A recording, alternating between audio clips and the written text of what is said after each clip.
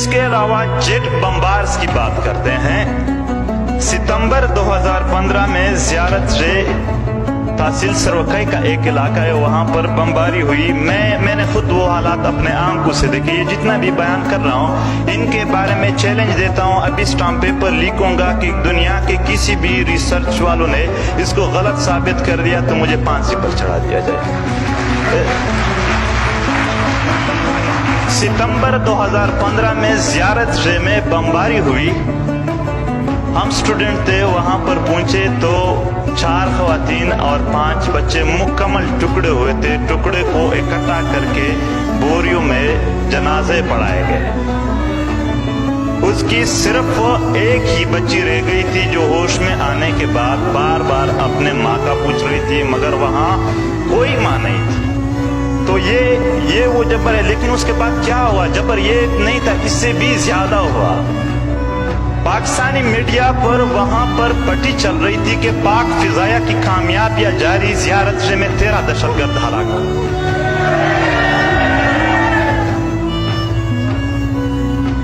इसका एक और शक्ल है जिसको हम टारगेट किलिंग कहते हैं। सरदार आरिफ वजीर इसी टारगेट किलिंग के शिकार हो गए। मलक रईस, बल्कि एक तो सिटिंग एमएनए थे मेराजुद्दीन, उसका भी आज तक कोई पता नहीं है। नूर इस्लाम दौड़ अभी पिछले 2 महीनों में वो भी टारगेट किलिंग में शहीद हो गए। फिर शाह स्वात में, शाह फैसल दीर में, मतलब सिर्फ नॉर्थ वजीरिस्तान में 2 सालों में 418 घर टारगेट किलिंग में उजड़ गए हैं। पूरे मिलिटराइज्ड एरिया है, वहां पर जितनी पहाड़े हैं उन सब के ऊपर किले होते हैं, रास्ते में चेक पोस्ट होते हैं। फाटा का 1 इंच जमीन ऐसी नहीं है जो उनको दिखाई नहीं देते हैं। हमारे घर के सहन उनको दिखाई देते हैं, रात वाले दूरबीन भी होते हैं। फिर कौन आता है इस बीच में? मेरे लिए में अभी फरवरी में 4 ख़वातीन को जो 16,000 रुपए की तनख्वाह पर NGOs के साथ काम करके अपने बच्चों को उन 4 को शहीद कर दिया गया, मगर आज तक इनका कोई इन्वेस्टिगेशन नहीं है। ये टारगेट किलिंग उन इलाकों में ज्यादा होती है जहां मदनियात ज्यादा होते हैं।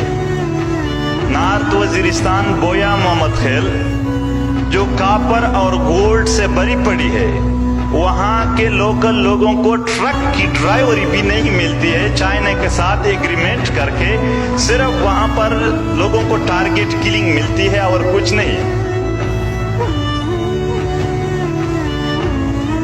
इस तरह अगर बम धमाकों और शक्लों की बात करें, APS के शुहादा से लेकर क्वेटा के वकला तक, और फिर ताहिर दौड़ की सवालिया लाश, इन सब के लिए जब हमने मुतालबा किया कि ट्रूथ एंड रिकंसिलिएशन कमीशन बनाए तो कहा गया कि तुम लोग गद्दार हो।